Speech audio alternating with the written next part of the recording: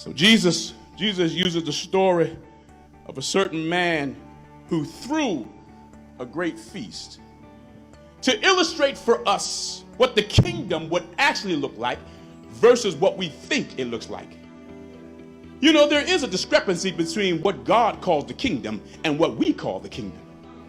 There seems to be an issue because what God has in mind is so much different from what we have in mind. What we call kingdom is everybody who looks like us, thinks like us, dresses like us, do what we tell them to do. We like to use kingdom to control you rather than free you.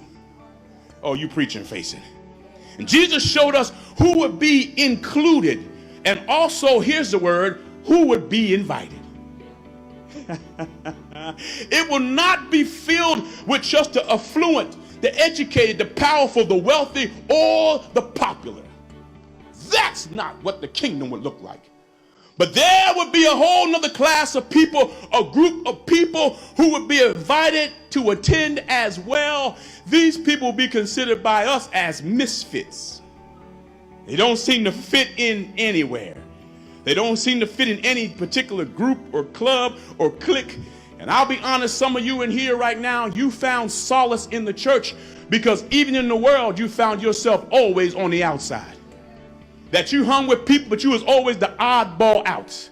That somehow, if you were on the basketball team, there was always something strange about you. That even if you was in the group, in the club, in the gang, there was always something really weird about you. I hung with people that did what I did, but I was always a little bit oddball, misfit. I didn't quite fit over there, and I didn't quite fit over here, and I didn't quite fit in with them, and I didn't quite fit in with those. And the strangest thing, I'm trying to find my place. Do I fit with the black folks? Do I fit with the white folks? Do I fit with the gang members? Do I fit with the educated folks? And some of us, all your life, you have felt like and been treated like a misfit. And that's because God has marked you from the foundation of the world, and he made it on purpose that no matter what you did with your life, you will never, ever fit in.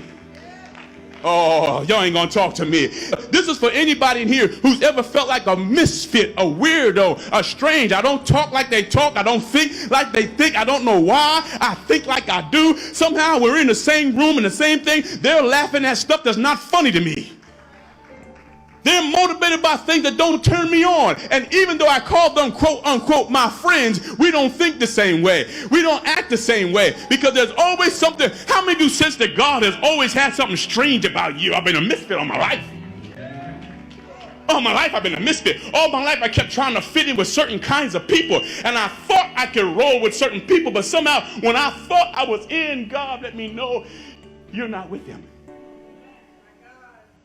That you're with them, but you're not of them. And so here are these misfits, these rejects, people that were rejected by men, but chosen by God.